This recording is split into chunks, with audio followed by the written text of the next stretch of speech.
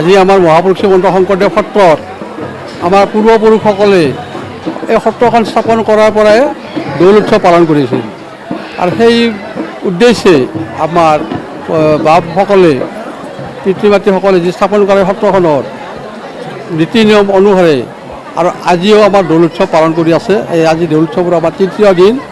আজি তৃতীয় দিনত কিন্তু আমাৰ সত্ৰৰ ভকত বা বৈষ্ণৱ কিছুমান আৰু আমাৰ ওচৰৰ সত্ৰ ৰাখাল নামঘৰৰ পৰা হোলী শ্ৰীকৃষ্ণৰ হোলীৰ ওপৰত ইমান মানে আপ্লুত হয় গোটেই আমাৰ ল'ৰা ছোৱালীবিলাকে হোলী গীত গাই আহি হৰি ধ্বনিৰে সত্ৰলৈ আহে।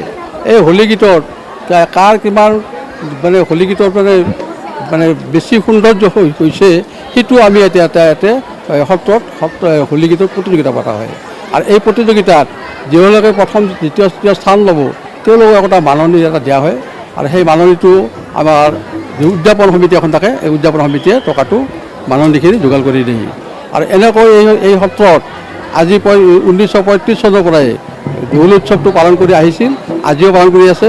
অহাকালি আমাৰ খৰি উৎসৱ মানে আগৰ দৌলবিলাক কেতিয়াবা 3 দিন হয়, কেতিয়াবা 4 দিন হয়, কিন্তু আমাৰ এটা কথা হৈছে কি যেতিয়ালৈকে শ্ৰীকৃষ্ণ আমাৰ গোসাঁই দৌলত থাকিব তেতিয়ালৈকে আমাৰ খৰি নহয়।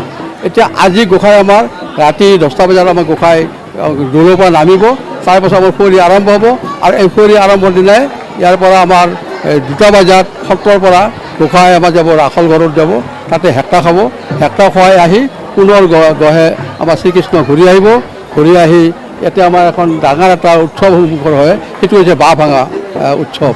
এই ভাঙা উৎসৱ বাঁহ চাৰিডাল ভাঙাৰ পিছত গোসাঁই আমাৰ নিজৰ গৃহলৈ প্ৰৱেশ কৰিব, তাতে তেওঁ গোসাঁই মণিকূটত থাকিব। কৃষ্ণ।